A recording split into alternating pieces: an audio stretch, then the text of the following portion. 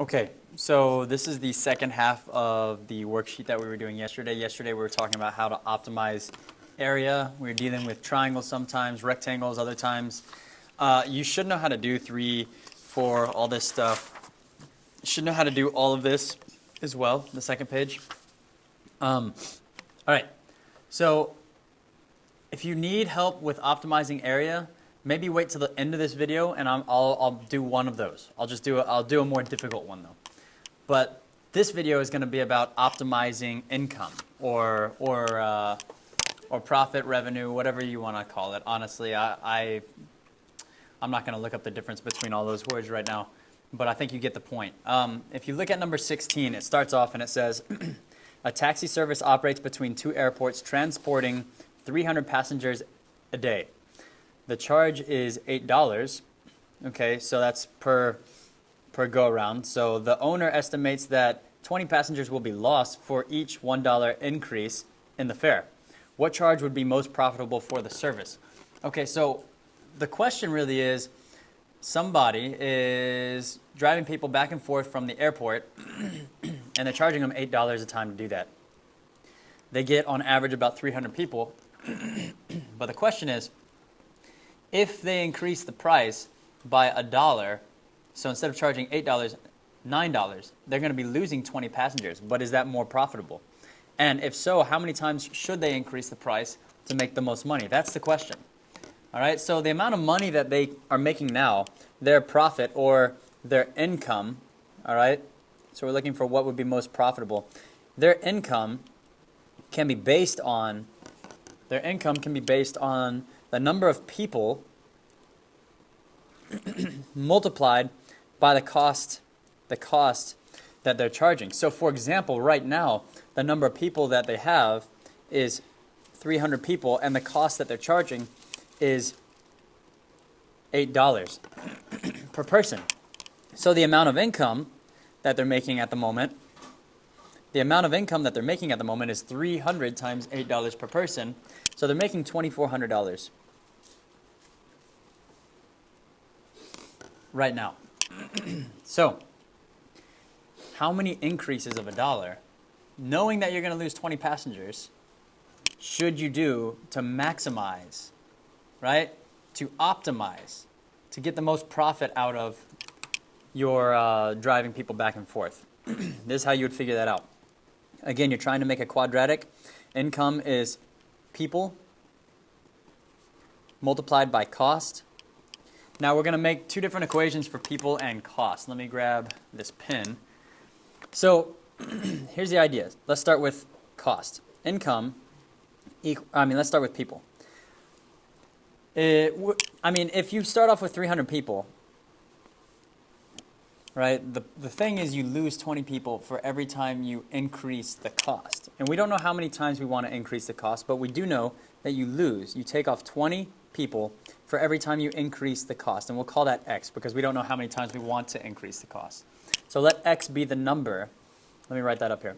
X, let that be the number of cost increases.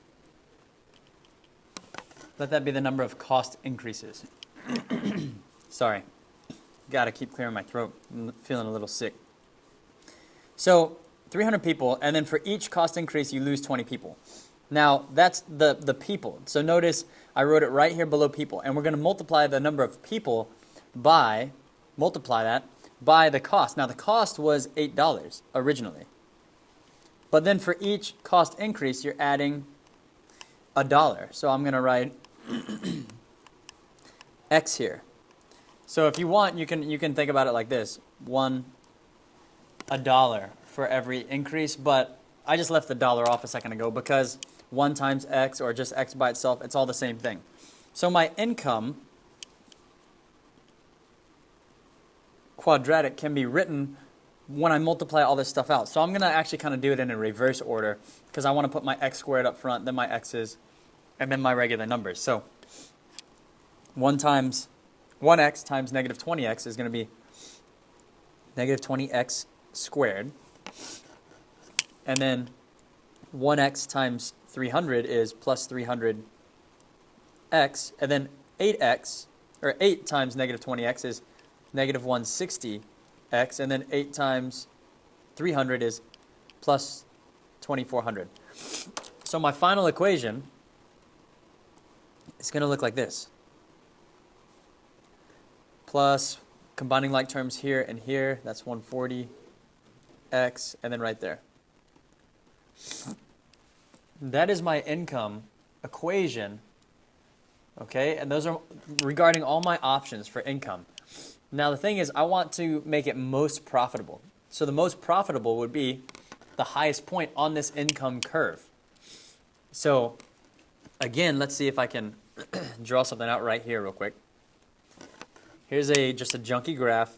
It's going to go up like this, come back down. It actually starts at 2400, so this graph's a little bit off.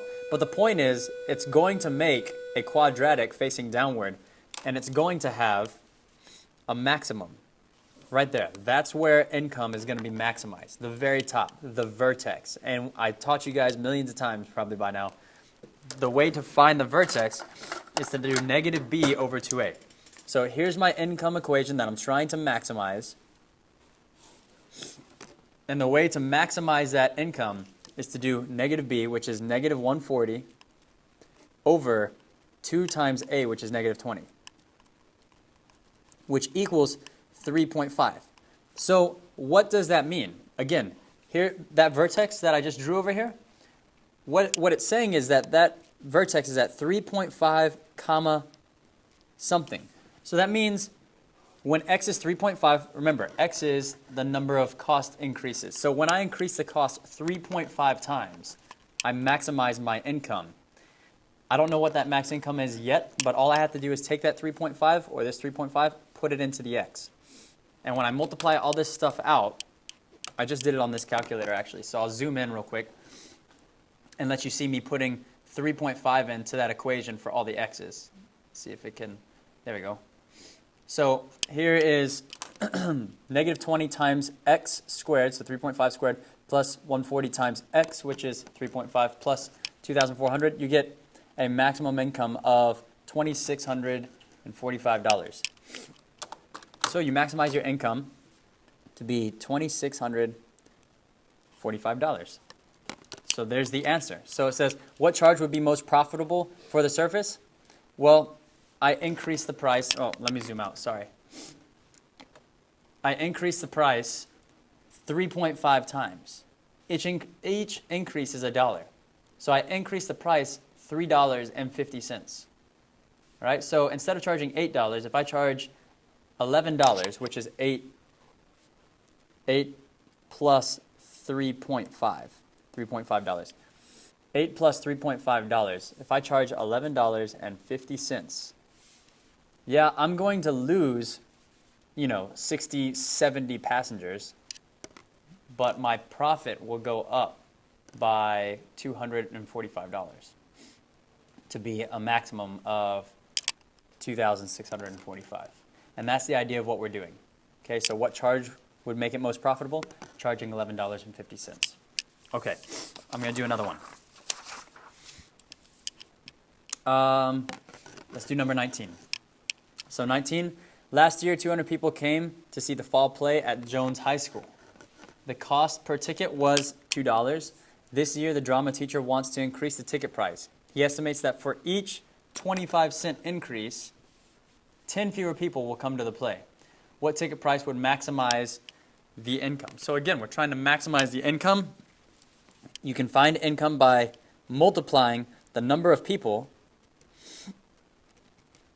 which in this case is 200, multiplied by the cost per ticket, which in this case is 2. So at the moment, 200 people coming and the cost per ticket is $2, they're making $400 at the moment. The question is, if I raise the price by 25 cents, yeah, I'll lose 10 people, but will I be making more money? And then if so, how many times should I raise that price?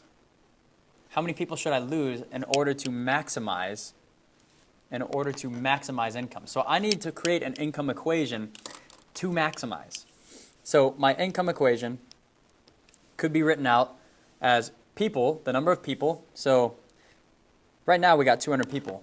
But then again, I lose I lose 10 people every time I increase the price once. Okay, so again, let X be the number of price increases. All right, so that's representing people for how many times I increase the cost. Every time I increase the cost once, every time X goes up by 1, I lose 10 people. So if I increase the price once, I lose 10 people. If I increase the price twice, that means X is 2, I lose 20 people. If I increase the price 5 times, that means I lose 50 people.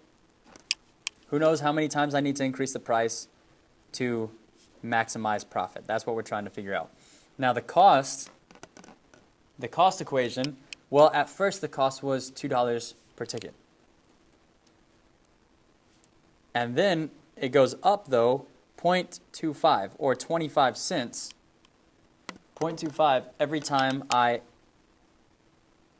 increase the price. So it goes up 0.25 every time I increase the price. So if I increase the price 3 times 0.25, that's 75 cents. If I increase the price 4 times 0.25, I increased it by $1. All right? So I'm going to multiply all this stuff out. Again, I'm going to multiply it out in a reverse order, just so I can have my x squareds up front. So 0.25 times negative 10. That's negative 2.5 x squared. 0.25 times 200. Hopefully I can figure this stuff out in my head. I do know this one. Plus 50x. 2 times negative 10x, that's negative 20x. 2 times 200, that's plus 400. I'm going to combine my like terms, and my final equation is going to look like this. My income equation that needs to be maximized is going to be negative 2.5 x squared, 50x minus 20x, plus 30x, plus 400. And my whole objective, maximize my income. I want to make the most income I can. So again, here's my junky graph over here. And this time I'm going to make it a little bit better than last time. It starts at 400. That's what I missed last time. It starts at 400. So let's say that's 400. It goes up from there, comes back down. This point. Now that's my income curve based on price increases. That point, that's my maximum. That's the vertex. That's the maximum. So to find the vertex, I simply need to do, let me put a block around this.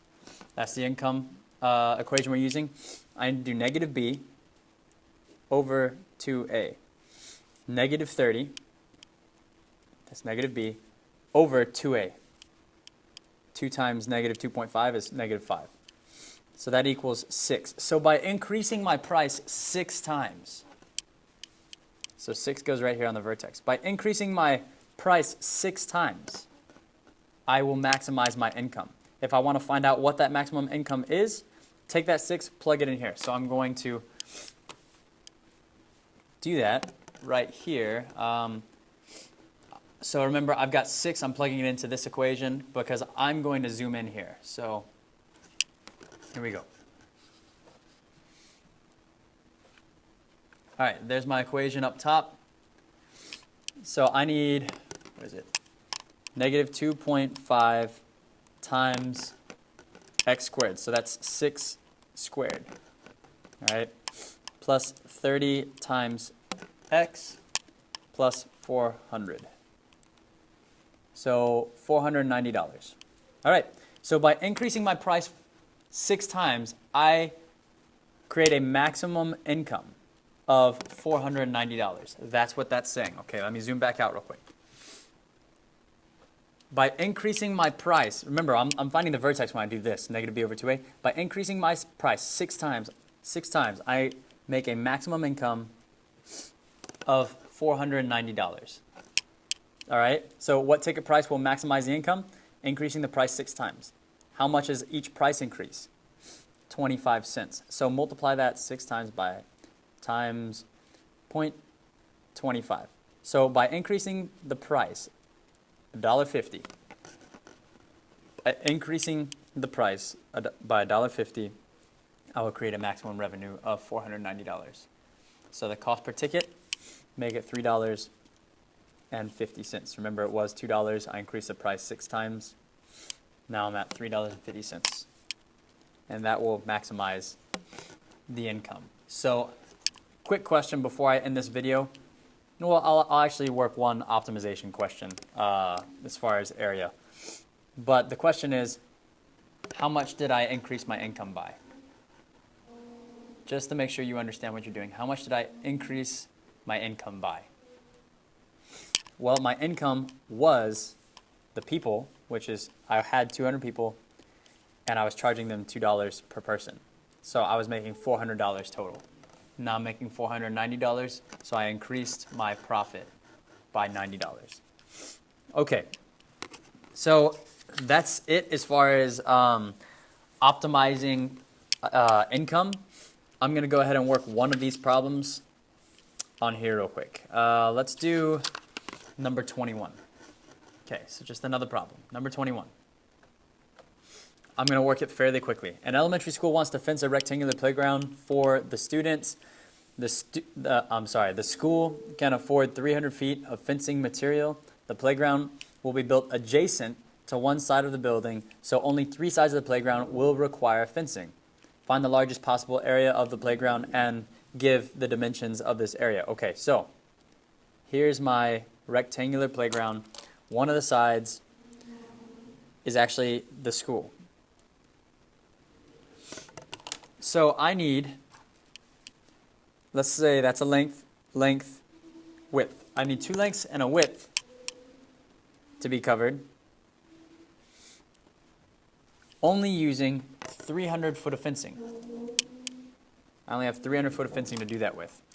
Okay, so I'm going to use that because eventually I'm trying to optimize. I'm trying to find the largest area. That's what I'm trying to do. I'm going to use that and plug it into this area equation, which we know the area of a rectangle is length times width. So before I do that, I need to solve for one of these variables, either length or width, so that I can substitute into the area equation.